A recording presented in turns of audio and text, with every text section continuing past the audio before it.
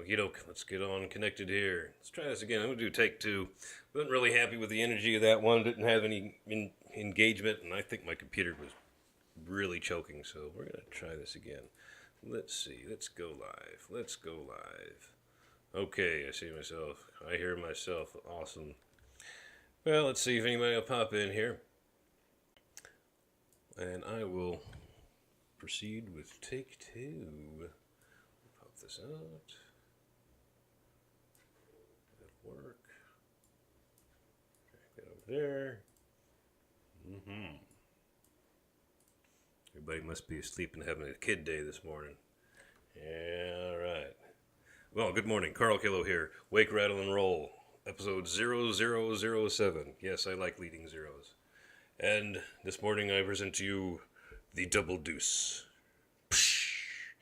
Okay. Well, let me roll through this little quick. I'm going to try and pick the pace up again. I got a bit rambly last time, and it wasn't going to make a good video recording. So let's just go for it. So yesterday, after I got done with my recording, I was having a little bit of a problem with the youngest. I'm setting the habit for him that he should get up in the morning, get some clothes on, and see if he can pick himself something out for breakfast. Now, he's really young. He's not going to make a really good choice all the time, and sometimes the choices that he makes are not great. And the conversation that I usually expect to have with him after I get out is something along the lines of, yeah, we don't want to eat nothing but sugary goo and toast. Right? Because that's just not good, and we need to get some protein in you, and you're a growing boy, and if you don't eat your protein, especially in the morning, you're really going to have a problem. One, you're going to sugar crash out, and two, you're also probably going to have a real problem with not having the stuff that your body needs to grow. That's not good. Well, so that's what I was expecting. What I found when I walked out was, oh, he was on the couch in his underwear, watching TV. Not doing a thing. How was I going to do about that? Well, hey, I'm sympathetic sometimes. I've got those mornings too. We all do. Had way too many of them in the past few years, it seems like. But anyways, so start the conversation with him in a little bit of a sympathetic tone. Hey, it was probably just a rough morning, but I had to realize that, oh, look, I had to control my anger a little bit. I realized that that was my first reaction and not just jump down his throat, because he wasn't going to listen to that. So I reminded him of my expectations. Hey, it's really important to get up, eat quickly, and so you can get that blood sugar going, not just totally crash out, and actually get a good start to your day without, and shake that funk off. That's why, adults have a little bit of coffee, but you can't just rely on that. You got to get something inside of your body. Breakfast is the most important meal of the day. Yes, it's a bit cliche, but it really is true. Otherwise, you're going to end up crashing on out, and that's a bad, bad thing.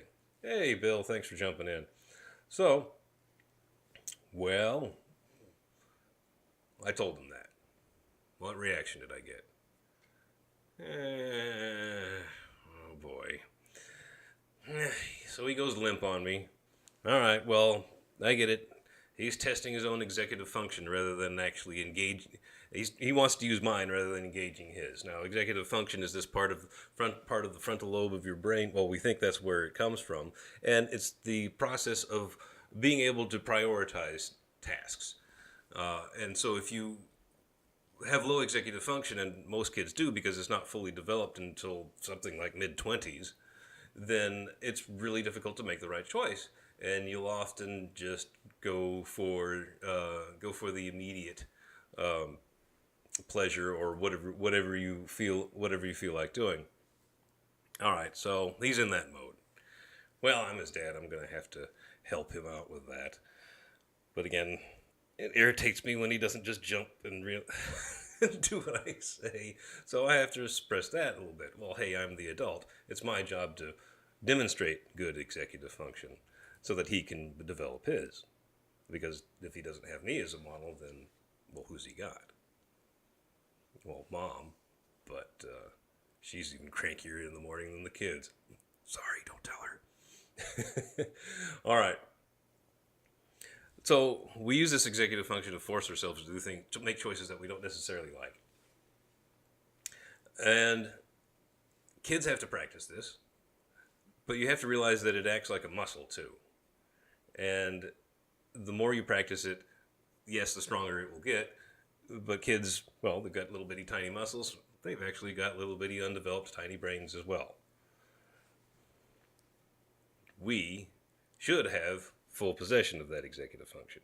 Got to demonstrate it to the kids so that they grow up and when they become adults, they have fully functioning executive function. But you can exhaust it just like a muscle. You go to the gym, you work out, you blow your muscles out, you get all tired. You resist all day long being around, in my case, a bunch of beer. Well, I used to work at a wine store, and you end up in a situation where you're constantly having to engage your executive function, and that muscle gets tired, that brain muscle. All right, so what was I going to do that for my kid to help him figure out what was going to be the right choice? Well, he needed to get some food in him. But so I finally got him moving, and once he finally did get started moving, he was okay. But then he got distracted. He was like, "Yeah, Daddy, I can't find my pants." I go, "There's tons of pants all around here, son. What's the problem?" "No, I want these pants." "Okay, well, where have you looked?" Well, and he told me all the places he looked, and I said, "Okay, well, those are all the places that I've looked, and you still couldn't find them?" "No." "Will you come help me, Daddy?" "Well, no, I'm just going to look in the same places that you would look. Maybe you should pick some different pants." Didn't like that. Okay. Well, we got to get some food in this kid, I'm thinking.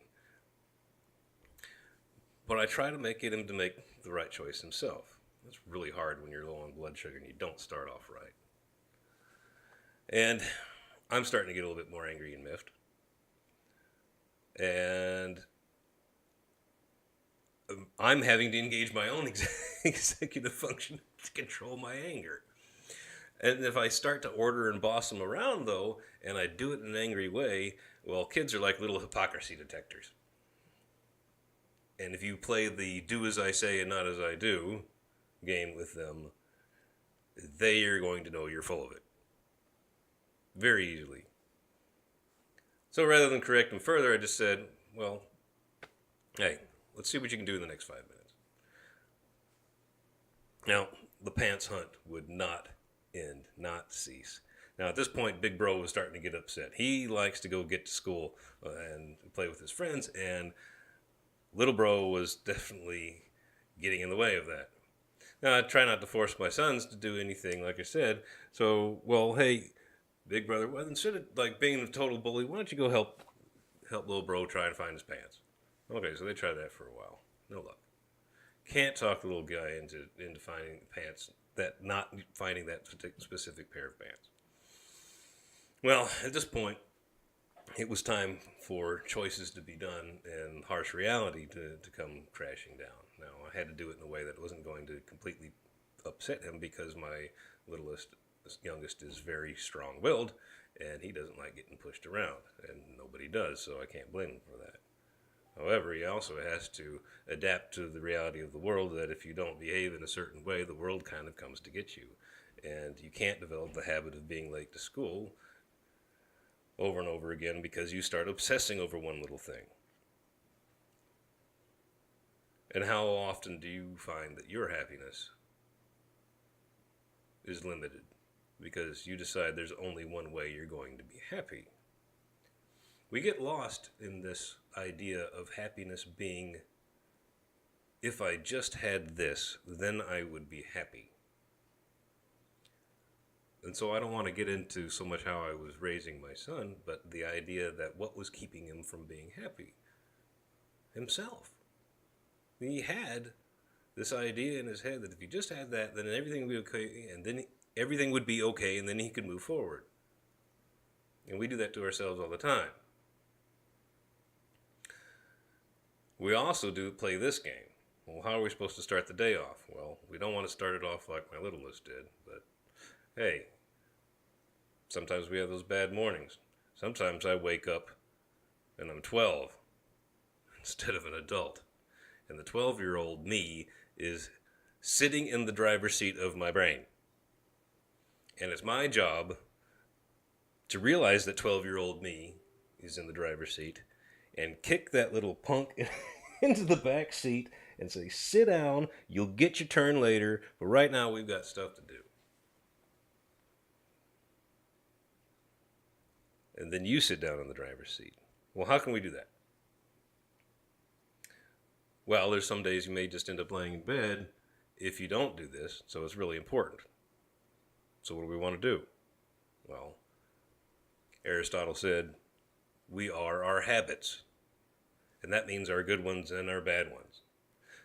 And this is tested out to be true. I've studied a decent amount of neuroscience and psychology. And the habits that you reinforce actually build neural pathways in your brain, and they strengthen those personas that you practice the most. So if you practice laying around in bed, being slow, not starting off your morning right, then that's what's going to be the easiest thing for you to do. And it becomes harder and harder and harder to do something else. If you'll set the habit of getting up, go splash some water on your face, get in that shower, put on some clothes that make you feel like you're getting ready to do a productive work day. Get some food in you. Fat, protein. Eggs are good. Put some cheese on them. Don't load up on all that sugary stuff. Watch out for the carbs. Too much in the morning, and they'll just end up crashing you out with blood sugar. We go on a whole rant about insulin and how eating all those carbs will make you really, really fat really easily, because you can eat so darn many of them and they never satiate you. They never make you feel full. And that's a problem. You eat fats and proteins and you don't gobble them down too fast, it distends the stomach and gives you that full sensation, and you get satisfied more quickly. So you definitely want to build that habit. And then once you've got some food in you, you sit down and you get to work immediately. Even if it's just for 5 minutes. You might look at that keyboard, or you might look at, I don't know, whatever you happen to do. If you're an artist, you might look at that block of clay and go, I'm not good enough to do that right now. I'm in a crummy state of mind. Well, sit down and do it anyways. And there's a reason, hopefully there's a reason why you're doing what you're doing. And if the reason is that you really do take some pleasure and some joy out of the things that you create and craft and do, then once you get busy working, it'll become easier and easier for that enjoyment to engage itself with you. And then before you know it, even though you might have just sat down for 5 and 10 minutes, that clicks in, your brain is woken up a bit, and you've gotten some work done. Now, some days it's not going to work out like that. You get 5 or 10 minutes done, and you're like, no, I can't do this right now. Go get some exercise. If you need to, do what you got to do to get yourself in shape. Drink some more coffee. Maybe it's just not going to be one of those days. But at least you set the habit of doing that. And even if it only happened for 5 minutes, then even if you end up wasting the rest of the day, the next day you get up and you do it again. And then you do it again the next day. After about 3 days, you're going to find that it gets much, much easier to just do it automatically. After about 3 weeks, you'll hardly even be distracted at all. And you're going to find that you're going to be very, very amazingly productive. Watch out for the distractions. Ugh. For those of us that work on Facebook, it's hard. The notifications go off all the time. Maybe that's part of what you want to do, and that's okay. Hey, if you're building your network, well, you're going to, especially if you're in the marketing field, you're going to successful marketers, and you're looking at their pages and you're interacting with their posts, and that's fine. Get those friends built up in your network. But what you can't do is, when it's really time to construct something, have those notifications go off all the time. Well, let's check that. And then before you know, this happens to me all the time, I'm posting snarky little snippets and trying to make people laugh, And there's nothing wrong with that, except when you're doing it when you're supposed to be doing something else. And that literally cost me a couple of days on launching my site this week. Just because, well, it's a very easy trap to go down, and the designers of social media are really good at triggering that little dopamine drip. That notification icon in Facebook, Twitter, the evil abyss of Snapchat. Don't get me started, man. That thing is toxic to young people's brains. Is designed to pull you in and suck you in and keep you there. And once you get in, it's really hard to break out, because you like seeing that notification icon go off. You like wondering who said something, who clicked ha-ha on that last funny thing that you posted. But is that really what you wanted to be doing with your time? Better make sure that it is. Nothing wrong with engagement. It helps. But is that what you chose for yourself?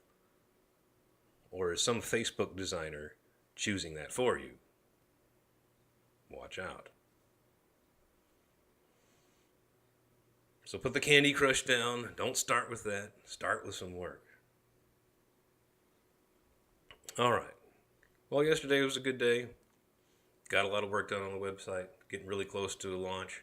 Going to have some neat products coming up. I'm really only promoting people that I have found have great integrity. I've been a big fan of Tom Woods for a long time. I'm starting off with Michael Chaney's products, and he's a little bit more, well, how should we say, sensational than I like, but the information contained in this program is quite good. So I will definitely be promoting that once I get everything up and running. All right. Well, I think we'll stop it there for now. I got to get in there and help the kids out. We'll do this again tomorrow. See you all then.